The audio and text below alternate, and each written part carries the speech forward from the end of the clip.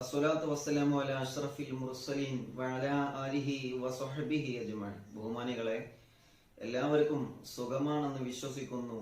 അതിനുവേണ്ടി ദുആ ചെയ്യുന്നു. അല്ലാഹു എല്ലാവർക്കും ഖൈറും ബറക്കത്തും നിഅമത്തും അല്ലാഹു പ്രദാനം ചെയ്യുമാറാവട്ടെ. ആമീൻ യാ റബ്ബൽ ആലമീൻ.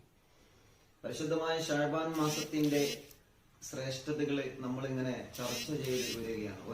ഓരോ ക്ലാസ്സുകളിലൂടെ ശഅബാൻ മാസത്തിന്റെ മഹത്വങ്ങളും ചൊല്ലേണ്ട ദിക്റുകളും നമ്മൾ മഹാന്മാരുടെ ഉദ്ധരണികൾ ഉദ്ധരിച്ച് ചർച്ച ചെയ്യുന്നു. എല്ലാം ജീവിതത്തിൽ പ്രാവർത്തികമാക്കണം. അള്ളാഹു നമുക്ക് തൗഫീഖ് നൽകുമാറാവട്ടെ. ഇന്ന് പരിശുദ്ധമായ ഖുർആനിലെ ഒരു ആയത്തിനെ കുറിച്ചിട്ടാണ് പറയുന്നത്. സൂറത്തു ദുഹാനിലെ 8 ആയത്തുകൾ. സൂറത്തു ദുഹാനിന്റെ 1 മുതൽ 8 ആയത്തുകൾ പരിശുദ്ധമായ ശഅബാൻ മാസത്തിന്റെ ഓരോ രാത്രിയിലും നമ്മൾ പാരായണം ചെയ്യണമെന്നാണ്. എല്ലാ ദിവസവും നമ്മൾ ഓതിക്കഴിഞ്ഞാൽ 15ാമത്തെ രാവ് അഥവാ ബറാഅത്ത് രാവിലെ സൂറത്ത് ദുഹാനിന്റെ ആ 8 ആയത്തുകള് 30 പ്രാവശ്യം നമ്മൾ പാരായണം ചെയ്യണമെന്നാണ്.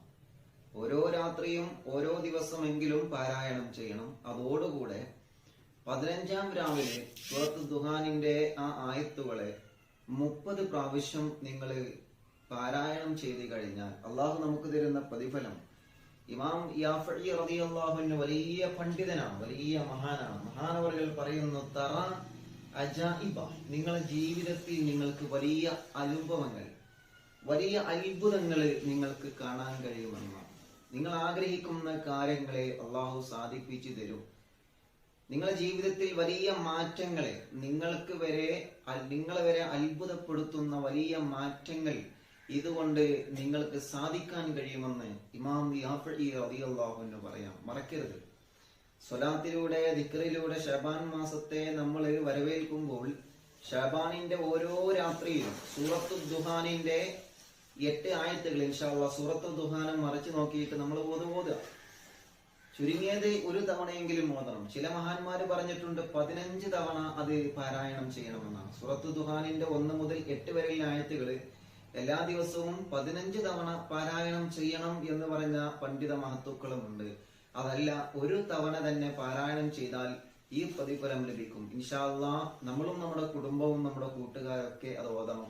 മറ്റുള്ളവർക്ക് അറിവുകൾ നമ്മൾ ഷെയർ ചെയ്തു കൊടുക്കണം. അള്ളാഹു നമുക്ക് തൗഫീഖ് നൽകുമാറാവട്ടെ. പ്രത്യേകിച്ച് ഈ ഒരു സാഹചര്യത്തിൽ നമ്മൾ എല്ലാവരും വീട്ടിലുണ്ടാകുന്ന ഒരു സമയമാണ്. പുറത്തേക്ക് പോവാൻ ഒരു നിലക്കും നമുക്ക് കഴിയാത്ത ഒരു അവസ്ഥയിൽ വീട്ടിൽ ഇരുന്നു കൊണ്ട് ഇൻഷാ അല്ലാഹ് നിങ്ങളെ ഭാര്യയുടെ കൂടെ, നിങ്ങളെ ഭർത്താവിന്റെ കൂടെ, മക്കളുടെ കൂടെ ഒരുമിച്ചിരുന്ന് ഇൻഷാ അല്ലാഹ് എല്ലാവരും ഇൻഷാ അല്ലാഹ് ഇത് പാരായണം ചെയ്യണം.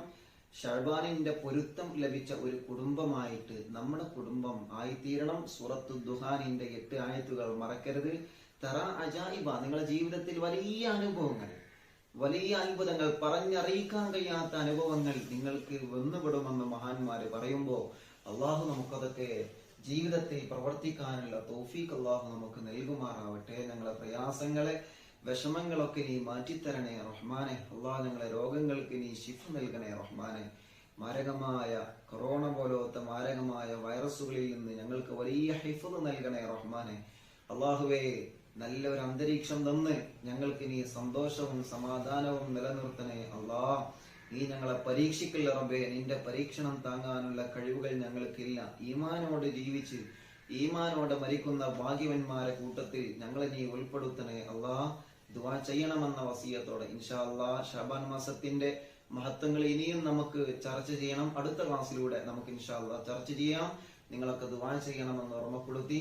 അസ്സലാമു അലൈക്കും വറഹ്മത്തുള്ളാഹി തആല വബറകാതുഹു.